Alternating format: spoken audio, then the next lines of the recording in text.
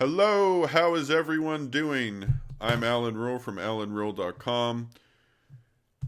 I am, I was just actually researching, I was going through some stuff in my biography of Queen Isabella of Spain, written by William Thomas Walsh. Had to look some stuff up. But that's not what I'm going to be talking about today. I'm going to be talking about the Mecca-Petra theory. Now, the Mecca-Petra theory is a revisionist theory on how the Islamic faith started. It's not the only theory. There are others as well. And this whole school of revisionism, examining the how Islam started in the 1970s and it continued in the 80s and 90s. But at this point, it was only in academia. If you wanted to read about it, you had to buy expensive books from an academic press. In the last 10 years or so, it's trickled down into popular level. So standard books you'd find in chapters or whatever's the large chain in your country.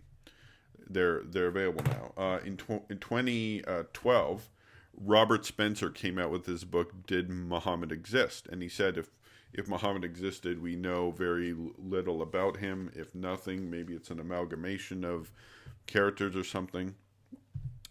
And then a couple years later, you had Tom Holland's documentary.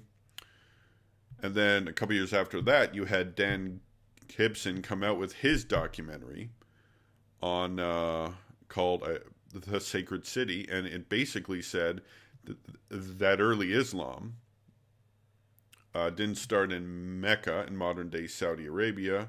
Instead, it started in Petra, which is in modern-day Jordan. Now, first of all, I want to explain, why does this theory exist? Why do revisionist theories of Islam exist? Well, there's a large gap between the founding of Islam and the first written documents. The Quran is obviously an early document, but the problem with the Quran is it's Allah talking to Muhammad. You don't learn a lot about Muhammad or the early Muslims by reading the Quran. Some, but not a lot. Then there are the Sirah literature. The best known is a guy by the name of Ibn Ishaq. I got his book here,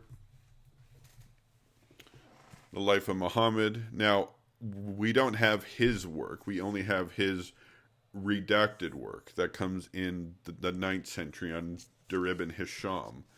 So, some 9th century, that's 200 years after. Plus the 9th century is when you get the major hadith collections, Bukhari, Muslim, and all the others. So we have about a 200-year gap.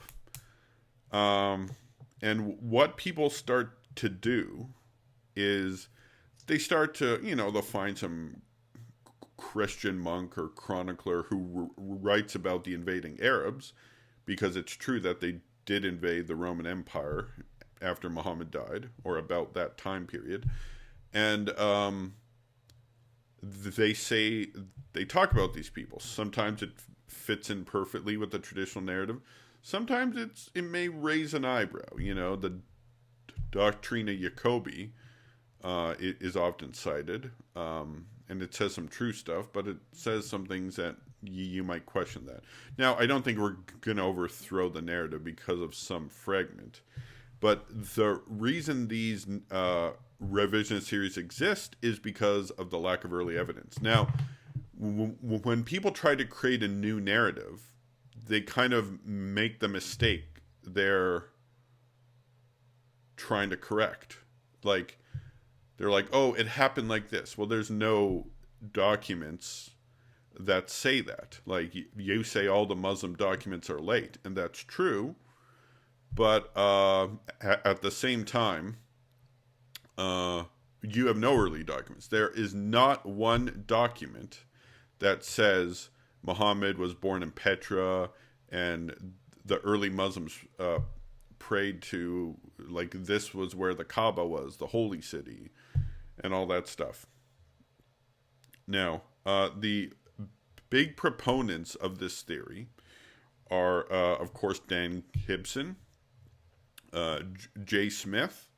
And recently, in an interview with Jay Smith and Robert Spencer essentially says he agrees with this theory. But I certainly would bring it out to a more explicit degree and add in all the tremendous research of Dan Gibson, with which I was not familiar at the time I wrote the book, and still need to learn quite a bit about, but I am familiar with it in general, about his work with the Qiblas and the original site of the origins of Islam, which I think coalesces very nicely with the material that I have in Did Muhammad Exist?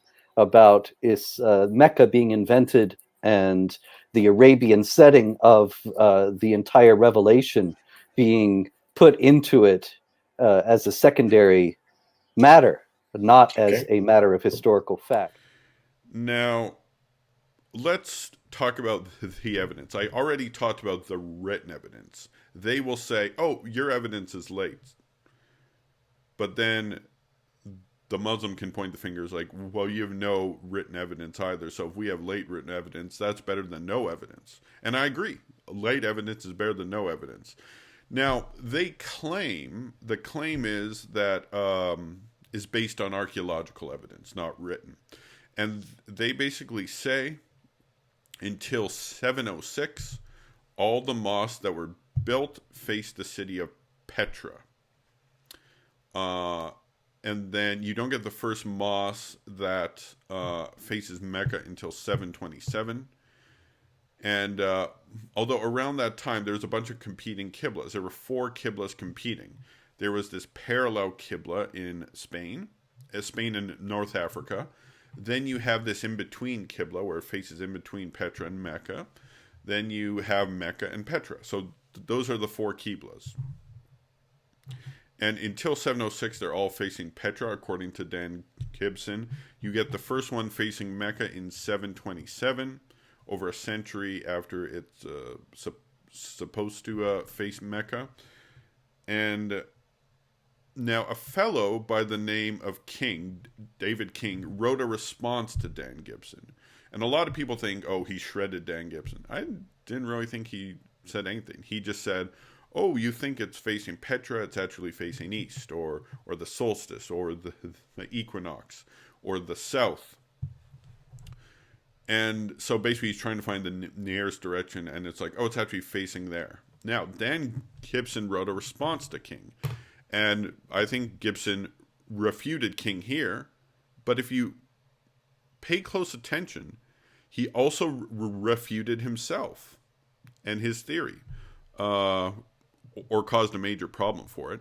He says, let me just bring it up. Okay, this is in his response to King.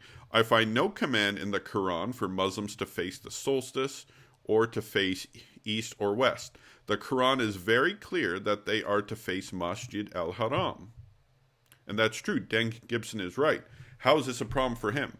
Well, in his theory, and what Jay Smith has found, there aren't 2 early qiblas. If there were only Petra and Mecca, this would work. But remember, there are 2 more qiblas. There's a parallel qibla in North Africa and Spain, and there's also the qibla that goes in between. And neither the Muslims or Jay Smith and Dan Gibson and Spencer have claimed that Masjid al-Haram is, those 2 for sure can't be facing Masjid al-Haram. I mean, even if the Petra theory is true, it's Petra then Mecca. Okay, that explains it. But how about those 2? Those 2 don't face Petra or Mecca. They're not facing Masjid al-Haram. We don't know why those qiblas are there, and Jay Smith or Dan Gibson or anyone else hasn't given us the reason why they're facing these weird directions. They're just anomalies. What's more, let's take now and let's do all 4 qiblas and let's look at a map. Here is qibla number 1. This is the Petran qiblas. Can you see all the lines there on the map showing you where they're all coming in? This is straight out of Dan Gibson's book. Okay? Correct. The early Islamic qiblas. Take a look at them. They are all almost exactly facing Petra. They're not facing Mecca, nor are they facing Jerusalem. They're all facing Petra up until 706, and they continue to face Petra up until 772. Here is the second Qibla. This is between. Look how accurate they are. They all come almost halfway between Petra and Mecca. Can you see that? Yes. Zip right down there. Very accurate. That's Qibla number 2. Up until 772 again, they're facing there. Then you get the Meccan Qibla, but this is not till the third Qibla. And these begin in 727, and then they're finalized, and after 876, every Qibla then faces Mecca. But that's 100 years too late. Correct. When they're introduced. There are the parallel Qiblas. Can you see? Yeah, they are all facing the same, except for one of them. They're all facing the same parallel direction that parallels Petra to Mecca from 732 to 866. So which of these Qiblas is the most accurate? Now, let's take a look at non-Muslim sources for a second. Because keep in mind, very early on, the Muslim world, shortly after the death of Muhammad, the Muslim world is at war with the Roman Empire. And the Roman Empire is a Christian empire. Now, Christians could write. So they could write early on. In fact, if you read the writings of Saint Theophanes the Confessor, who's a Catholic saint, he was a monk in Constantinople in the 9th century. He talks about how in somewhere in the 8th century, the leader, as soon as the Muslims take over Damascus, they have to employ Christians to keep all the written records. And then you have in the 8th century, the languages changed from Greek to Arabic. But they still have to employ Christians to do all the writing, because Christians, at this point, Christians could write Arabic better than the Muslims. It's only in the 9th century, when the Muslim higher class gets literate and can read and write, and that's when you start to get most of these written documents. Now, I'm going to be coming back to Theophanes. Now, keep in mind, the Christians are writing about Islam. They know about Islam. They're interacting with Islam. And there's a lot of Christians that live in the Muslim empire at this point, who obviously have contact with the Christians in the Roman Empire, because it's the same church, that they're just under a different political ruler. And so, I mean, if they made the wholesale change, keep in mind, the Holy City, Dan Gibson and Jay Smith and these people are saying that the Holy City changed 1,000 kilometers, more than 1,000 kilometers. There's a map on the screen right now. It's these roads. Of course, this is modern day roads, but this is still over 1,000 kilometers as the crow flies. So it's like they move their holy site 1,000 kilometers and the Christians don't notice. I mean, I suppose the Muslims would have reason to try to cover it up later on, but keep in mind, John of Damascus is writing in the 8th century, the first half of the 8th century. But you also have Theophanes written in the 9th century. His chronicle is 284 to 813. He dies in 818. Now, the full chronicle is like almost 275 pounds or something like that, 275 English pounds. That's ridiculous. But you can buy 608 to 813 of Theophanes. By the way, if you're a Christian or Muslim apologist, I recommend this book. He's a chronicler. He was a monk. And his book is cheap. This is like, last I checked, it was like $33 Canadian. And it has the important years. To be honest, I don't really care about 284 to this, because there's a lot of other historical books that cover that area, and they're more contemporary with the events than Theophanes, who's in the early 9th century. Now, take a look at this video of me asking about Theophanes. Here's a question from Allan Ruhl. It's on the screen there. Robert, have you read the writings of Theophanes, the confessor in the early 9th century? How come he seems to narrate a traditional Islamic narrative? Yeah, I have read the writings of Theophanes the Confessor in the early 9th century, and I never got the impression that he had anything but access to material that was being formulated at that time. I mean, in other words, by the early 9th century, you can very well have the traditional Islamic narrative. If you'd gone back 100 years, Now, Spencer's right. He is writing at a time, Theophanes, he is writing at a time where you would have had the narrative we know, the modern narrative. But the problem with that is it's not like the Petra faith can disappear overnight. In fact, if you watch Jay Smith's videos, he shows that there were several mosques in the 770s that were still built facing Petra. Because keep in mind, this took a long time to get solely facing Mecca. So in the 770s, Theophanes was born in 760. But even if the 770s is when the last of them stopped, the narrative is still going around. I mean, people talk to people. Muslims talk to Christians at that time. And there's a lot of good evidence that, keep in mind, he's a monk in Constantinople. He would have had access to the Byzantine archives. Now, someone actually asked the question, how about the archives of the Byzantine Empire? And this is what Spencer says. Wouldn't hold my breath in that regard. As far as the Byzantine records go, official records of the Byzantine Empire were mostly destroyed when the empire itself was destroyed.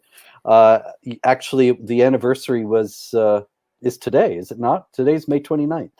Yeah. Isn't it? Yeah, on Tuesday, May 29th, 1453, the Sultan Mehmet the Conqueror broke into Constantinople, and that was the end of the Byzantine Empire. And the archives were scattered to the winds for the most part, except for material that was able to be spirited out or had been copied by other people. And so what you're saying is, even if there was something, any references to this, it would have been gone. It's gone. It would have been destroyed by the. Spencer's right. Spencer's right. The archives and all the libraries were destroyed when the Turks sacked the city. However, they were available before then, and no one found anything to write anything against the Muslims. The Muslims were their enemy for a long time. Theophanes, a monk in Constantinople, would have had access to the archives. We're going to go through what Theophanes says, because although he's writing in the early 9th century, it's before Al-Tabari, it's before people are solely getting the narrative. Remember, mosques in the 770s are still built facing Petra. That's in the life of Theophanes. And obviously the narrative is still floating around. And Theophanes, wherever we can collaborate Theophanes, he's always right. In fact, this is going to be part of my argument, that Theophanes says a lot of true things, but he somehow doesn't narrate this event. Okay, I'm going to play a clip. It's a longer clip of Dan Gibson in his movie, The Sacred City. Here are some of the volumes of Al-Tabri's history of Islam. Al-Tabari managed to collect a massive amount of material that he writes about what happened during each year of Islamic history. He devotes whole chapters, sometimes 2 chapters, to every year. But then something strange happens. The battle for the Holy City takes place over several years, but year 70 of Islamic history is of great importance. Now notice, Al-Tabari spends 15 pages describing what happens in year 69, and he spends 27 pages describing what happens in year 71. But where is year 70? Look at this. For year 70, Al-Tabari only records a few lines of text. Did he not find any more information for this year? Or did later editors censor this year from Al-Tabari's record? Only a few lines, but what he records gives us a few tantalizing details. It tells us that Musa'ib ibn Zubair, apparently a brother of Abdullah, brings supplies to the Holy City. Were these supplies military equipment? No, it says he brought many horses and camels. I believe that this is the year that the followers of Ibn Zubair moved south from Petra to the deserts of Arabia to find a place where they could hold out against the Umayyad forces. All details of this year have been removed from Al-Tabri's history. But we know that they obtained many horses and camels, which would have no other purpose than to move many of the people out of the city. This lull in the war continued into the next year, so Ibn Zubair took advantage of the break to undertake a religious project. He decided to rebuild the Kaaba. But Al-Tabri does not tell us where the new Kaaba was constructed. Was it in Petra? Or was it in a new, safer location in faraway Mecca? I believe that the new Kaaba was built in Saudi Arabia, and that the black rock was moved there for safekeeping. So even if Ibn Zubair lost the holy city, he still had the rock and a new Kaaba. After a new caliph was established, the Umayyad army returned. This time the army was bigger, and the Umayyads brought large weapons of war with them. Among them, a stone-throwing machine called a manjanik. The war between Ibn Zubayr and Al-Hajjaj took place for 6 months and 17 nights in the hollow of Mecca. Yusuf ibn Mahak said, "I saw the manjanik with which stones were being hurled. The sky was thundering and lightning, and the sound of the thunder and lightning rose above that of the stones, so that it masked it."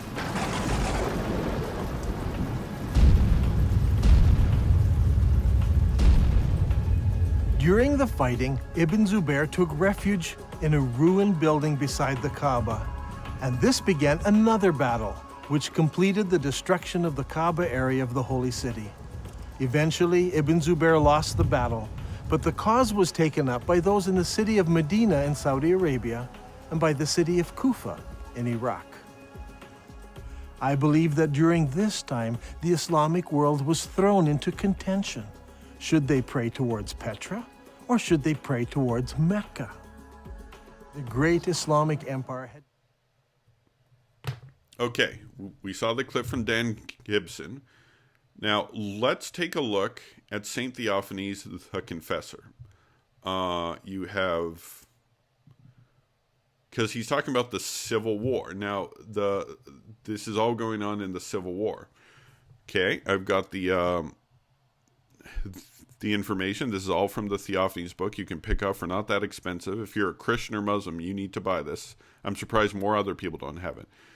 It says, in this year, Abdul Malik sent Hajjaj to Mecca against the son of Zubair. In Arabic, that's Ibn Zubair. Hajjaj killed him there. After he subjected to Abdul Malik the territory which had opposed him, he burnt the house of his idol along with the idol they worshipped. Thanks to that, Abdul Malik appointed Hajjaj general of Persia. Persia, Mesopotamia, and the great Arabia of Medina were subjected to Abdul Malik, and that the Arab Civil War ended. So he talks about the idol, that's the black stone, and the house of the idol, that's the Kaaba. So yeah, it got destroyed. Now let's go to the next year. In this year, the Arab state was finally freed from all warfare. Once he, Abdul Malik, had subjected everyone, Abdul Malik made peace. Now, made peace. Who is this peace between? It's not the Arabs. It's actually with the Roman Empire. And this is going to come up. So we take a look at the next year. Let me just bring it up. Okay. In this year, thanks to a good lack of sense, Justinian... Oh, by the way, pause for a second. This is Justinian II. It's not the original Justinian who wrote the law codes and built the Hagia Sophia. It's over 100 years later. All right, in this year, thanks to a lack of good sense, Justinian broke the peace with Abdul Malik. He was foolishly anxious to resettle the island of Cyprus. A number of the Cypriots who made the effort drowned or died of sickness. The rest did return to Cyprus. This whole Cyprus thing is irrelevant to our discussion. It's just a territory squabble. Also, Justinian would not accept the money Abdul Malik sent, as it had a new type of stamp and had never been that way before. When Abdul Malik heard of this, he satanically dissembled and called on Justinian not to break the peace, but rather to accept his money. Though the Arabs could not accept the Romans' impress on their own coins, they would give the Romans the correct weight of gold, and there would not be any loss from the new Arab coinage. But Justinian thought Abdul-Malik's request was caused by fear. He did not understand that what the Arabs wanted was to stop the Mardites' inroad and then to break the peace with a pretext that seemed plausible. This is what happened. Okay, let's pause for a second here. We see that Abdul-Malik, he owed money to Justinian. So he paid him the money, but Justinian wouldn't accept the money because he had radically changed the coinage. And it says in the footnote 133, that the coinage has been radically changed. And this is something that Robert Spencer admits in his book, Did Muhammad Exist? Page 69. He says Abdul-Malik radically altered the coinage. And this is admitted by both sides. When Robert Spencer debated Adnan Rashid, Rashid admitted that Abdul-Malik changed the coin. It's clearly stated that the Byzantine emperor threatened Abdul Malik by putting derogatory terms about the Prophet of Islam if he doesn't stop tampering with Byzantine coins, because you would simply see the Byzantine emperor with his pomp and glitter on the coin with a formula, Islamic formula.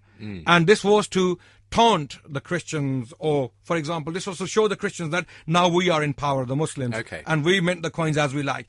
Then he was advised by his advisors to reform the coinage and mint your own coins. Here I have a coin in my hand from the year 86, Abdul Malik bin Marwan's coin, which you can see. Tom Holland talks about the coin changes under Abdul Malik, because prior to then, the Arabs had used essentially a Roman coin with slight modifications. But Abdul Malik radically changes the coinage. And so this upset Justinian. He wouldn't accept the money from Abdul Malik. And so